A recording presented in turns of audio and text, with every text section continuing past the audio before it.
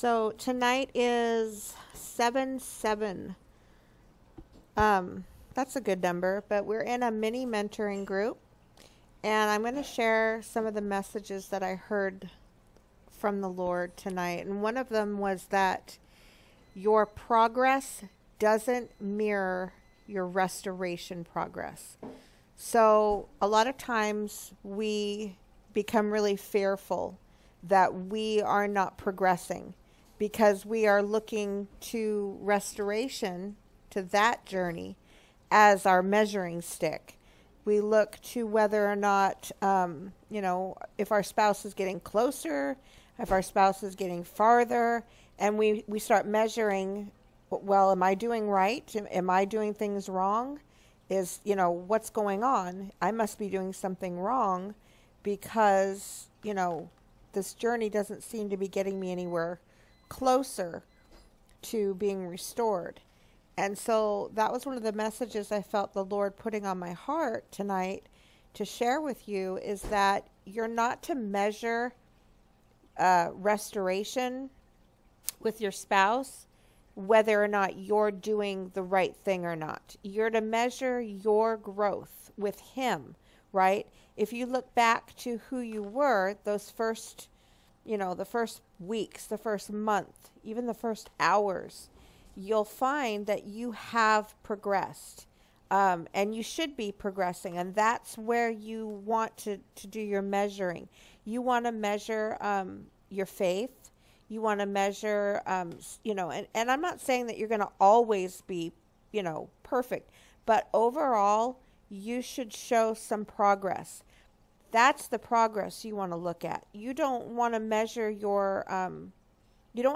oh, well, my spouse, has gotten worse, so therefore I must be doing something wrong. That's not how we measure things at all. Because, to be honest, the responsibility for your spouse doesn't fall on your shoulders. Okay? You are responsible for you. You are responsible for your walk with God. You're responsible for, your growth. You're not responsible for anything above that. You're responsible for how you treat others, which is still part of your responsibility. But you are not responsible for, unless God is specifically saying, you're the one holding certain areas up in restoration, and then that can happen, but if God is speaking something personal to you that you're struggling in, then yeah, that's your responsibility. If that has to do with restoration, let's say that you are prideful, you're stubborn, you're controlling, and you don't want to work on that. That could be deterring restoration from happening. I'll tell you right now, though, most times I see things, it's more like a parallel journey where both the spouse and the stander are working through things. Each of them are working through things and wind up coming to that place where they're ready for restoration. And it's like it's a together thing. So that does happen. And of course there are standers who have spouses who are much more stubborn, much more broken, or the stander is the one that's just a lot more broken. I was so much more broken. So I'm pretty sure restoration took longer because of me. But there was nothing, guys, I could do to speed that along. I would have, trust me, I would have done everything in my power to speed things along. But I had to go at God's pace, which was agonizingly slow, right? But it didn't indicate that I was doing anything wrong. It just indicated that some lessons were lessons that I had to be in a place of going around and around and around and around to learn that my way wasn't going to work. And so, even though we make mistakes, that is part of the journey. But you want to make sure that you don't fall into a place of fear and insecurity and worry that you're not doing enough, that you're delaying it because you're not praying enough. You're, whatever we tell ourselves, we don't see progress, and we can fall into a place of really very worried that, we're doing something wrong. We're not being restored. Like, especially if you think that I'm the one that broke the marriage, so I'm the one that has to fix it by fixing me. Then you get to a place where you say, okay, I fixed me. Why aren't we being restored? What else is wrong with me? What else am I doing wrong? That's putting sole responsibility that you're the one that broke it. You're the one that had to be fixed. And that's not true. This is there's just as much work that's going on in your spouse that you don't know about that has to be done. So we can get extremely insecure in times when we see no progress, and especially, and this is something I felt the Lord really wanted me to talk about, if you're not hearing God telling you anything, that can cause us so much fear, so much worry, where we start to go looking everywhere to, what am I missing? What am I doing wrong? What's the next step? That we can put ourselves in a place where we're out searching, and God's not telling you to go search. There's times when, yes, we might have a situation where, we know that we have fear, so we're going to work on that. We're going to work on how to overcome our fears. We might, watch sermons, watch videos, read books on overcoming fear. That's not the same as being, really in a place of, okay, I don't hear God. I don't know what's wrong. I don't, and just being worried because nothing's happening. So that can come from like a root of insecurity where you get that God isn't speaking to you, okay? You get that. But then all of a sudden you start to think, well, there must be something I'm doing wrong. Now, just because God isn't speaking to you, if you automatically go straight to the place of you're doing something wrong as the reason why God's not speaking to you, then there's something right there that you have to work on with God. Okay, so one of the things that can happen is we self-blame. We just automatically bear this isn't going right, so I'm doing something wrong. And I feel like there's someone in the group tonight that does that. They just automatically think they did it. They broke it. They're causing this. That's why God's not speaking to them. That's why, he's quiet. And I'll tell you right now, God doesn't work that way. There are times when I know that God would not speak to me when I had self-pity. And that was a lot. That's a different situation. But if God doesn't need, if he doesn't need to change things, he doesn't need to say anything new. If you're uncomfortable with that, that's one thing. But if you start to think you're doing something wrong, and that's the issue right there that I feel like God really wants to address. And that's something that you've got to dig deep and think, why do I always think every time something goes wrong, it's my fault?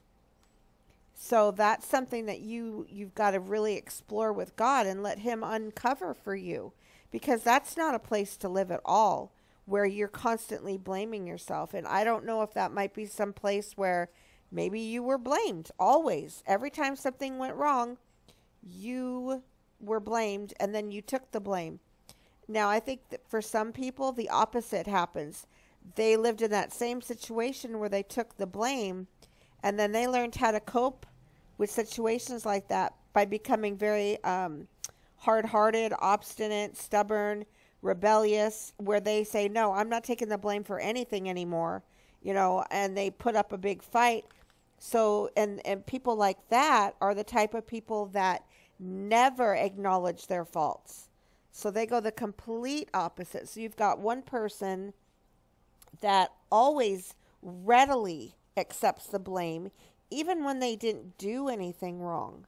Okay? They just perceived that, oh, God's not speaking to me. I must be doing something wrong. So they walk in that place. So there's got to be balance, because there's also people who just immediately go straight to, you know what? I'm going to do this, and God, if I do it wrong, you're just going to have to tear it apart. I'm going to just go and build this on my own. And they don't even consider God. They don't talk to God. They don't ask God what he wants. They just run straight ahead to doing what they feel is best. And then they live their life saying, well, if I'm doing it wrong, God will stop me. Instead of spending time with the Lord, because that's not a relationship with God. That's not a right relationship with the Lord at all. So he wants security. He wants us to be secure in him, trusting him that if we are doing something wrong, he will tell us, and he's going to tell us in a way that doesn't condemn us, but he'll tell us in a way that will speak to us, that brings gentle conviction. You know, his chastisement is there because he loves us. It's not there to push us away from him, make us feel ashamed. That's not how he talks to us. So yeah, I just want to, emphasize that if you are always thinking the silence is because you're doing something wrong, and then you start running around all over trying to figure out what you're doing wrong to correct it, okay, that can get us in trouble, because if we're not doing anything wrong, but now we're out looking around trying to find, well, what did we do? What are we missing? We're getting distracted. Now we're losing sight of maybe what God wanted to teach you. And that was to just be, comfortable in the silence. And instead of being comfortable in the silence, now you're out trying to figure out other things.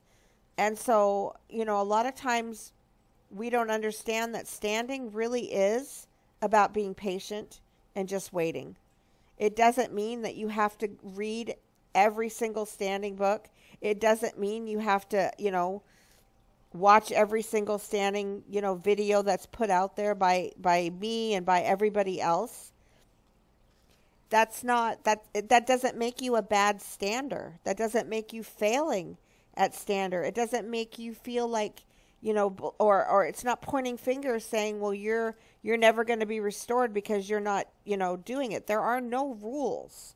Okay? Standing is about your relationship with God. So if you just focus on your relationship with God, right, you're going to be a good stander. Because as you grow in your relationship with the Father, trust me, when you start to really experience him, the love he has for you, what's going to happen is as you're praying and enjoying that relationship with God, you're going to start wanting that for your spouse. So as you become a better daughter, as you become, a better child of God, you're going to start, that's going to make you a better helpmeet. That's going to make you better in prayer for your spouse, because it's going to change you and transform you. As you become more patient, more loving, more kind, more compassionate, that's going to help you become a better wife. And so it's really important to know that every time that you spend with God is good quality time that's helping you in standing. Because I know that when I first, was able to say, God, I love you so much, and I meant it, all of a sudden I wanted my spouse to know that. I wanted my spouse to feel what I was feeling, something I'd never felt before. Something I'd never prayed. I had prayed, sure, I prayed many times. God, I want my husband to know you. I want my husband to, to be secure, his identity. I prayed all those things, but it was from a very self-centered place, because deep down I knew that if my husband knew God, that it would most likely keep him from, from this lifestyle that he was living. So it was all self-centered, but I'll tell you, that day that I was, all of a sudden I felt the love of God. I knew the love of God. I was like, oh my gosh, I want my husband to know this. It was completely asking that, wanting that, not from a selfish place at all, but from a place where I truly, truly loved my husband and wanted my husband to feel what I was feeling. Not to save my marriage, not to make me secure, but because it was like, he's got to know this. It was really from a place that because I love him so much, that I knew that he needed this. He needed to know God's love. And so, but again, I couldn't pray that with a sincere heart until I encountered that myself. So work on your relationship with God. Just work on that. And you don't have to strive so much to fix your marriage. You don't have to strive so much to worrying about, why you're not being restored or what's going on. Am I breaking this? Am I doing something wrong? Because everything that you fix in your relationship with God, you are going to benefit in your restoration journey. So let's say that you are a fear-filled person, right? That means that every time you react, every time you hear your spouse say something, fear comes in first. It's like your secretary. They take the call. Fear takes the call, right? Fear answers that first initial call, and then it relays a message to you. Fear is speaking to you now what they just heard your husband say. And that's why it's not good to live in these places where you have fear, you have worry, you have jealousy, you have insecurity, because that's how you're going to hear it. That's how you're going to feel it. That's how you're going to perceive every encounter that you have, not only with your spouse, right, but with everybody else around you. Your relationships, this isn't just about your spouse. If you're a fear-filled person and your boss sends you a message, says, hey, I want to talk to you, if you're like me, my whole world would turn upside down. I immediately be like, uh-oh, what'd I do wrong? Because I was fear-filled. I wasn't confident. I didn't have confidence in myself. I was like always expecting to be in trouble. I was always expecting to make mistakes. So that would be my secretary answering, the memo that I need to go talk to my boss. And I would be like, oh, you're in trouble. You did something wrong. So that's what happens a lot of times when our spouse contacts us. The first thing that happens is fear steps in, takes it and delivers the message. Okay. If we have a lot of pride, same thing. You're going to put up you're going to put up these walls of self-protection, and you're going to filter everything they say through pride. Okay. Same with the roots of rejection. All these things will come in. So you are not getting a true message from your spouse. You're getting whatever it's being filtered through, which would be, it could be shame, condemnation, guilt, anything, guys, anything. These messages will come through that way. Okay, wouldn't it be nice to actually listen to your spouse and hear what they're really saying? But then we've got that whole other thing that I've shared, and that is you can't trust anything that they're saying either, because they've got a hard heart and they're speaking from their hard heart. But so now you really have a mess, right? You've got a hard-hearted person speaking to you. Your fear, your insecurity, your pride, your shame is listening to them. So now there's no truth in any of it. And that's why I've always shared that you have got to take what they say, go to God to get the truth.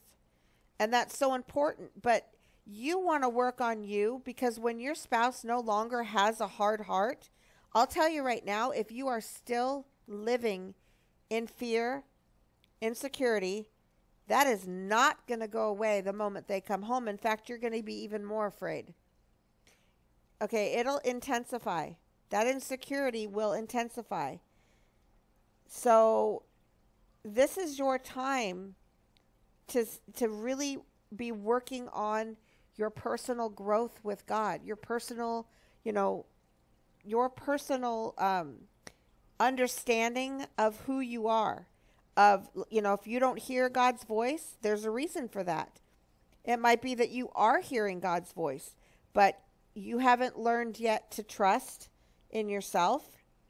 And so there's all those kind of places, When I found out in the very beginning that you could actually God spoke and you could hear him, it took me a long time to practice. I literally would just sit and have to practice quieting my mind, filtering out, what I thought was him, testing the spirits, all sorts of things. I eventually came to start to recognize and learn his voice, because when it did come, it was different. It was different. And I would have to then later on go, wait a minute. If I think about it, I've heard this before. I have felt this before. I think this is God. So sometimes standers say they don't hear from God, but they are. It just doesn't sound like what they think, or they're not, realizing that they are hearing from God. So there's that too. There's so much that we can be working on during our stand. And really, standing is about developing your personal relationship with God. It's not, we call it standing for marriage restoration, but really that's not what it is. It's a season of putting yourself into a place of, I'm not going to worry about someone else who's doing things that they shouldn't be doing. I have to learn now how to trust God, how to give up that control, give up that fear, give up that worry. I have to learn how to, to do things differently. I have to learn how to process my fears where I'm not being controlled by them, because, you are going to have fear, even though we're not supposed to. Fear is going to be something that comes at you constantly. So you've got to learn how to, recognize it. You have to learn how you've always responded to fear in the past, right? You've got to learn how you say, okay, I know this is fear. Now, what am I supposed to do with it? How am I supposed to confront this fear? How am I supposed to take the fear that's always, made me act this way, react this way? I might have taught myself that when I'm afraid, I have to make myself secure. How have I done that before? Ugh, puppies. How have I made myself secure? And so that happens. We learn and we cope. And then God has to come in and say, no, that's not the way we approach fear. That's not how we handle fear. That's not how we become secure. So, these are really places that you've got to work on with God. So there is so much to do in your standing journey. You shouldn't have time to be worrying about your spouse. You really should not be so fixed and focused on them, because there's so much to be done in your own journey with God.